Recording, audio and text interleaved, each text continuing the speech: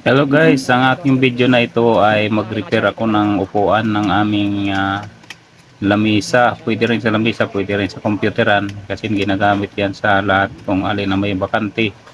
So may mga natanggal na naman kasi na welding at manipis kasi ang tubo kaya mahirap din weldingin, kaya pinagtyagaan ko na ng weldingin para magamit pa kasi wala pa akong pamalit na upuan dito sa aming lamisa or sa computeran. So yan guys, kinutkot ko muna yan ang para makapitan ng welding ang mga pintura. Sa tagal na kasi niyan guys ay makapal na ang pintura, kapapatong-patong, at yung welding naman ay kailangan talagang wewildingin ng kasi ginawa ng mga player patumba-tumba hanggang sa kumalas ang mga welding. So dati yan talaga dyan guys sa computeran, ngayon nilagay na lang namin sa lamisa dahil pang lamisa talaga yan, at sa computeran na lang ay bumili kami ng plastic, pero ganun pa rin madali ring masira ang plastic. Kaya yan, babaklasin na at para may magawa at ma-welding, tanggalin yung upuan na plywood para hindi masunog. Kasi yung una guys ay nasunog yung upuan dahil hindi ko tinanggal yung plywood. Kala ko kasi madali lang ma-welding at kunti lang, yung pala lumaki dahil manipis na yung tubo, kaya pag ispat ng welding mabilis mabutas. Ayan guys, panoorin nyo guys hanggang dulo. At yan nga guys, ni-welding ko na yung welding rod ko, ay mahigit 1 taon nang hindi nagamit. Sobra-sobra lang yan kaya ang pangit gamitin, didikit-dikit at na kumbaga expired na yung welding rod.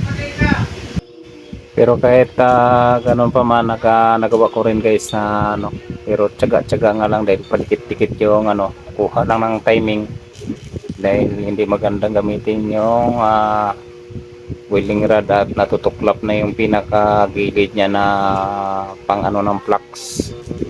Kaya minsan nadikit siya pag natuklap yung flux niya at hindi na maganda gamitin. So pinagtyagaan ko lang guys dahil sayang din ang welding rod at kakaunti lang naman ang aking i-weldingin. So pag na-welding ko yan ay pwede na uling pinturahan ko yan at pwede nang gamitin pang sa computeran uli para matibay lang siya. At pati welding machine ko guys, madalang ko rin magamit, kaya mabuti na lang may hindi pa nasisira yung aking welding machine sa stock, dahil na-stock siya ng ilang taon or buwan bago bago ko magamit, kasi dalawa kasi welding machine ko, yung isa ay kinuha na ng aking bayaw.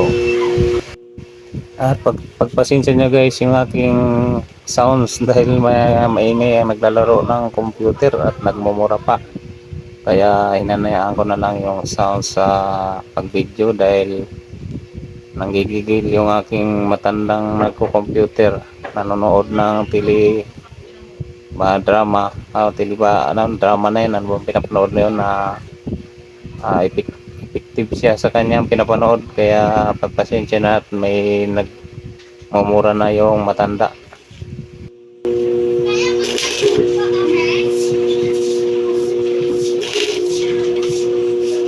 Suntukan mo nga, puta ka mo. Ikaw ako, suntukin ka.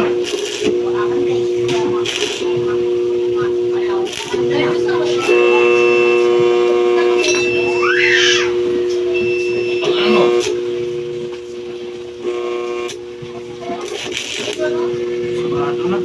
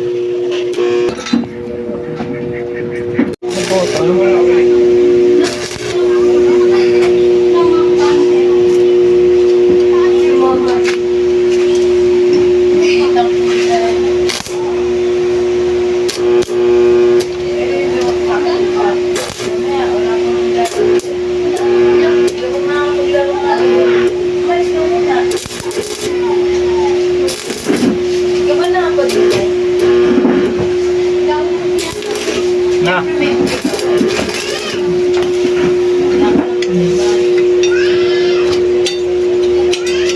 Okay siya.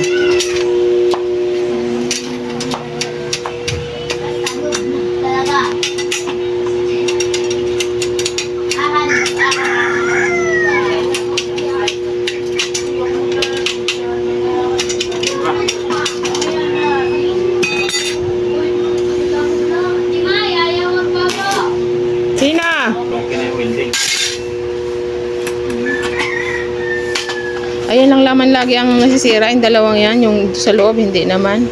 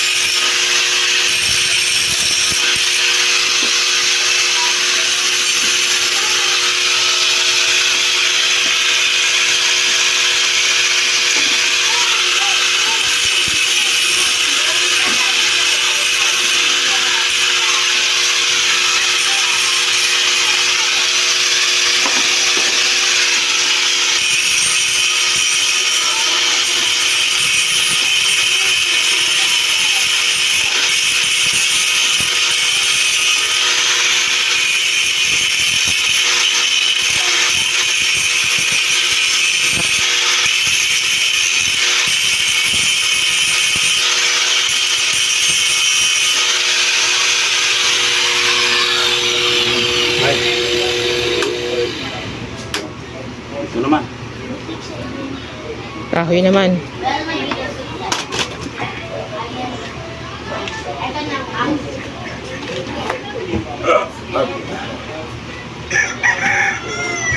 At yan na guys, lalagyan ko ng kahoy yung dulo ng tubo dahil nakakasugat siya at nawala na yung dati niyang plastic na nakalagay dyan ay nasunog na kaka-welding, kaya lagyan ko na lang siya guys ng kahoy at akin na lang para bumilog ang dulo. Kahoy ang aking itatapal para hindi siya makasugat.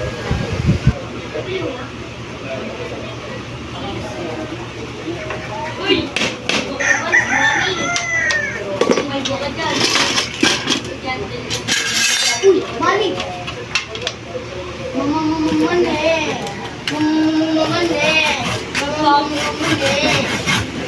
Eh, si Sammy. Para. Parol na ng lagari. Di ko ko nakuha.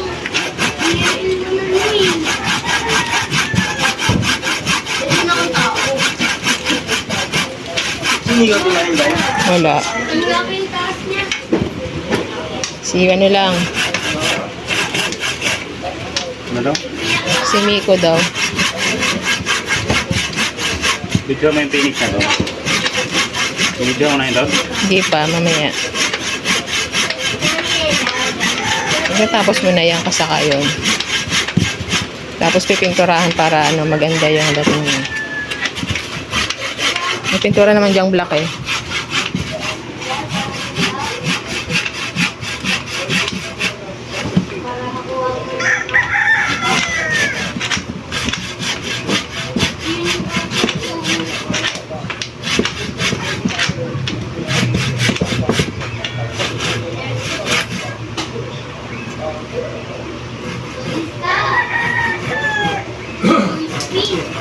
Ano nang nakuha?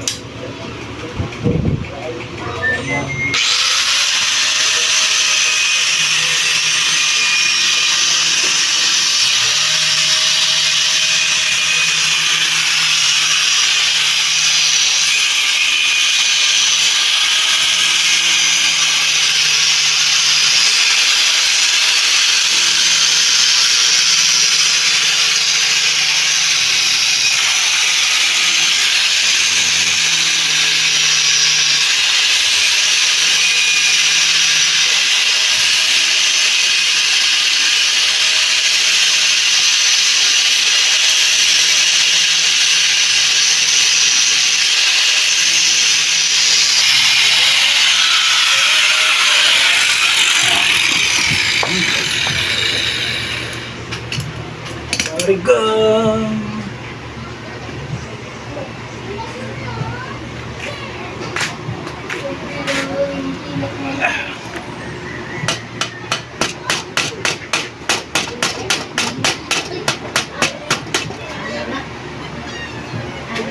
Yung pakit ng shock to.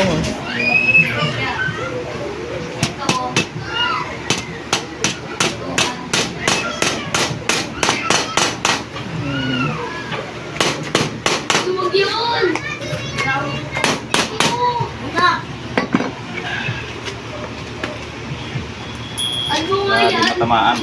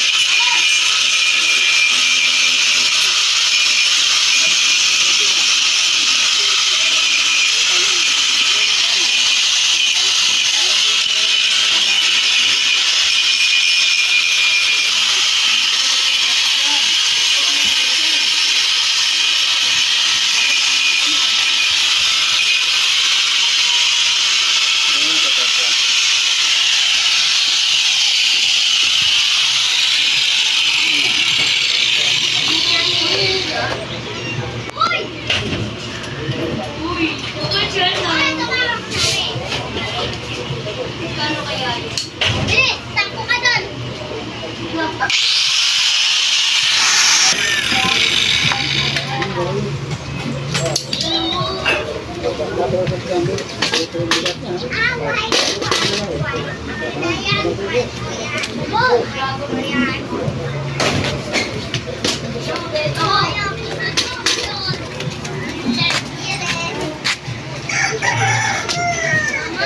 Hindi pantay ang ano kasi. Dito pantay oh.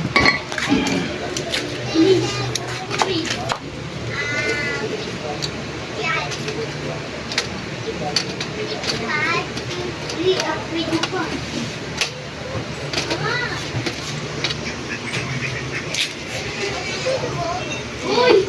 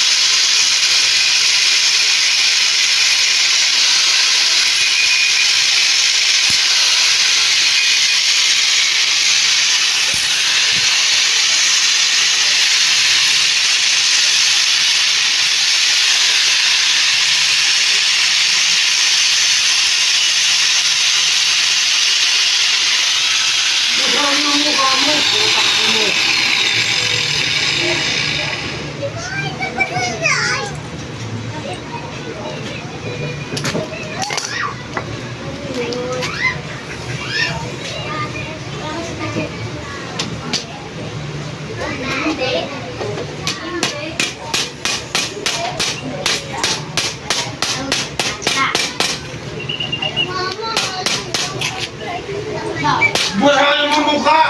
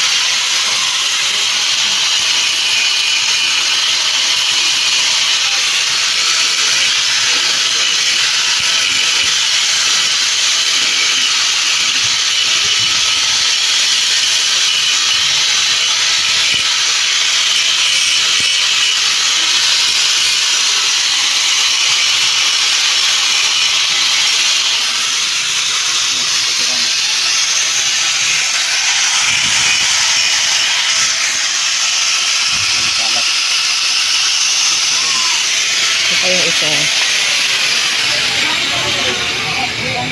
Dalawa yun.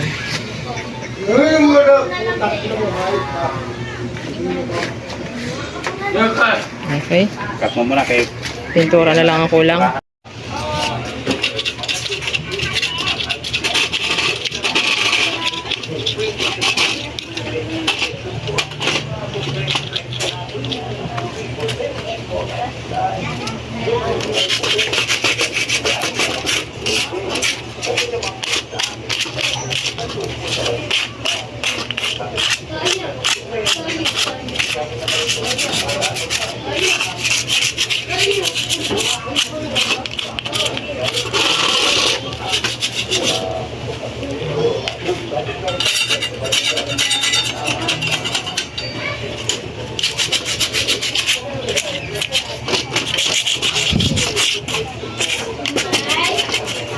Ah!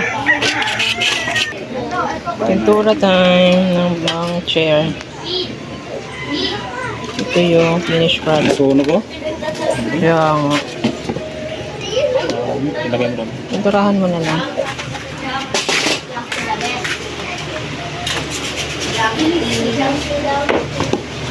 Ay, kiki mo.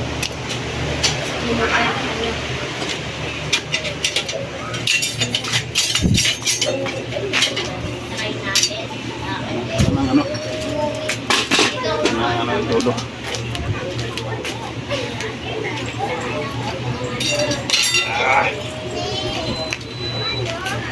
Titigas pala to. Sus, no. Ano to? Meron kang pitilir doon. Ano nga galong?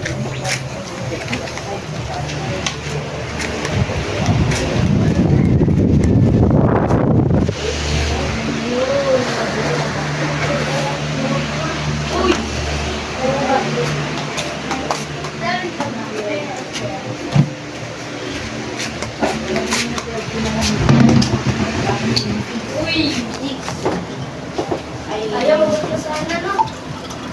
Ay, ba nang dapat niya? Diretso, 600. Basado mo mukha. 500. Ay, mahal. Papa? 700 ba? Pero, ang ano talaga ko? Hindi naman, yung araw-araw naman dito sa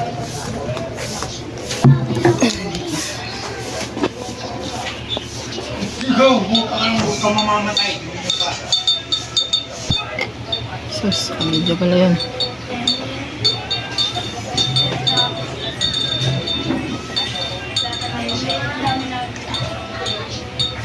Pala yung dilaw. Ha? Wala akong plain brush ng dilaw. Bili yung brush na yun.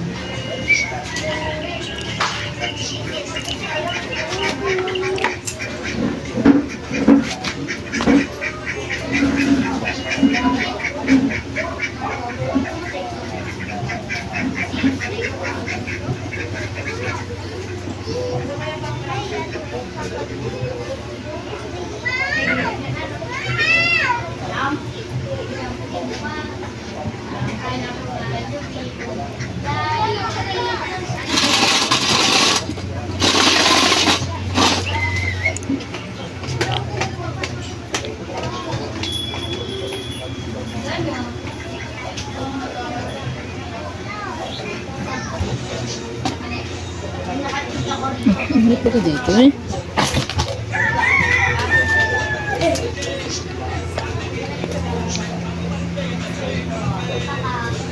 Hindi aray ko lang dapat.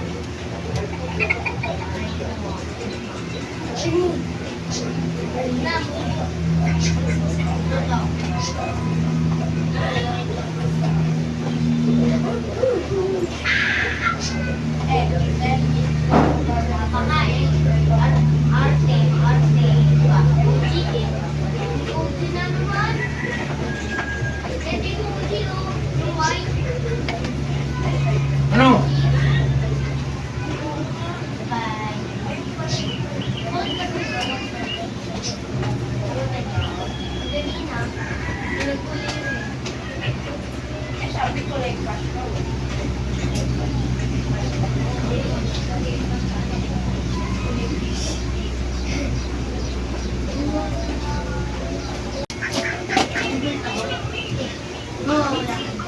Ah!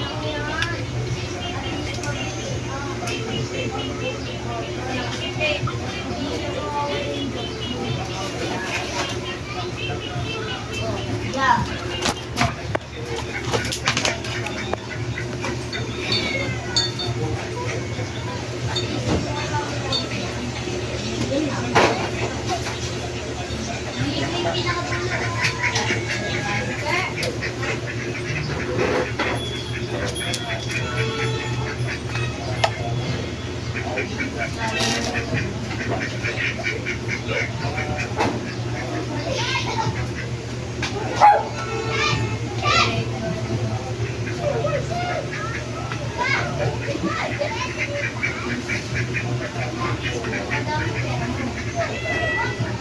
Ano? Puta ka!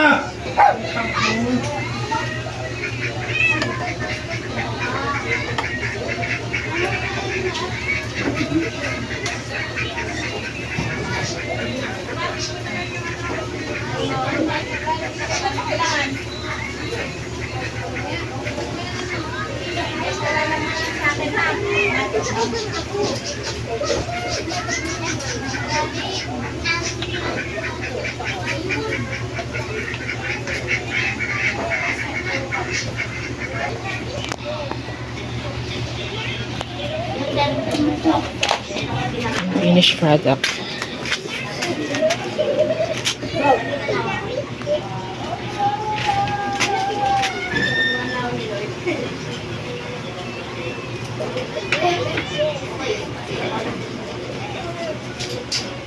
Hindi na yun, mamaya na itong kitabit ko na yung bang. Ha? Hindi na yan. Mga ba na yan? Ayan, guys.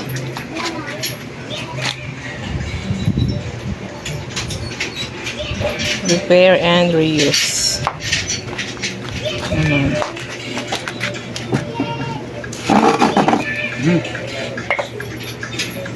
Nay. At yan nga guys, finishing na at malapit na matapos. Pinipintura na lang ang upuan dahil nasunog kasi sa pag-welding ko yung unang ni-welding ko, kaya pininturahan ko na rin silang lahat. At hanggang dito na lang pala ito guys. Thank you for watching kung nakarating ka man dito sa dulo ng video na ito. See you next video again. At kung baguhan ka naman guys, subscribe naman guys para dumami ang aking mga followers or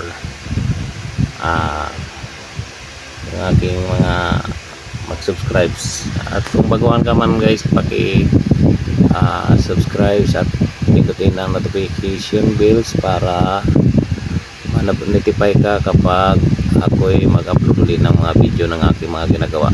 So kaya ito na lang guys ang video ko dahil lang pagmamaneho ko ay nasira yung aking truck at medyo matagal-tagalan pa. At yung man ko naman na truck namin na yun guys, hindi lang kasi nalilit ko lang dito sa video dahil na bawal pala sa company pag i-post na nakabangga ang truck. So pinost ko dito guys, kaso lang hindi ko na i-post dahil sa bawal nga daw. Ay na-i-post ko pala pero pinabura ng company, ng manager, at bawal tayong ganun. So yan guys, bye bye, see you next video. Pantay. Tanggal lang ang masilya. Kaya ganun. Ayan. Ayan siya guys, diba? Bago na uli ang mga chair. Ayan, at ayun. Bibilad na lang sa araw. Hindi naman halataan na gusto ni Dodong Jess ng yellow. Inside and out. Inside ng bahay yellow.